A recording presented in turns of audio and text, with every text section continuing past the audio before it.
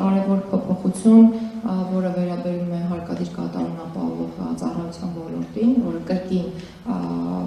քաղաքացիների իրավունքների պաշտպանությանն է միտված եւ պետք է նշեմ, որ այս հարցին մեր ուշադրությունը հրավիրել են հենց քաղաքացիները նախարարի հետ հարց ու պատասխան ձևաչափի ընթացքում։ Այսօր մենք ունենք միակ բնակարանի, պարտավորին պատկանող միակ բնակարանի օտարման մինիմալ գին,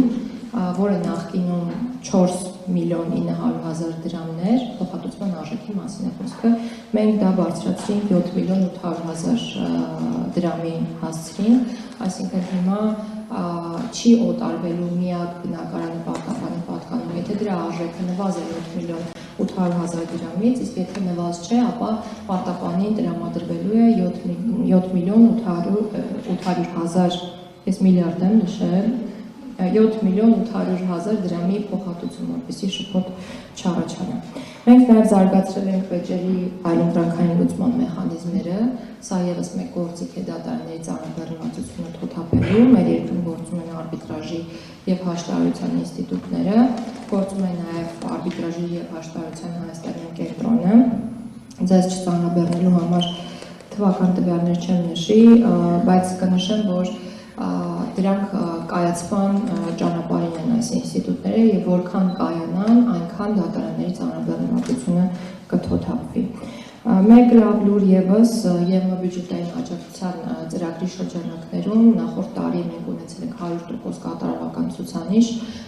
ինչի արդյունքում մեր պետությանն է փոխանցվել 5.5 միլիոն եվրո։ Ես իհարկե շատ երկար կարող եմ խոսել,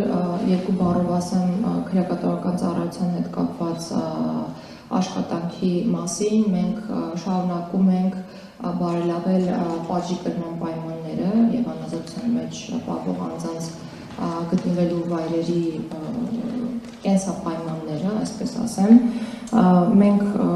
շատ լայնածավալ վերանորոգման շինարարական աշխատանքներ ենք իրականացրել բոլոր քրեակատարական հիմնարկներում եւ այդ աշխատանքները շարունակվելու են հաջորդ տարվա ընթացքում եւ մեկ շատ կարեւոր լուր, որի մասին ուզում եմ խոսել, իհարկե դա նորություն չէ, բայց մեզ վերջապես հաջողվեց փակել դատապարտյալների հիվանդանոց քրեակատարական հիմնարկը։ Այսինքն մեր երկրում այլևս այդ հիմնարկը չի գործում, փոխարենը Արմավիր քրեակատարական կենտրոնում գործում է բժշկական հագեցած նոր սարքավորումներով ստացիոնար ստորաբաժանում եւ այս բարեփոխումը մենք իրականացրել ենք առողջապահության նախարարության մեր գործընկերների հետ, որպեսզի ունակ լինենք մատուցել այդ անձանց բժշկական պատշաճ սպասարկում։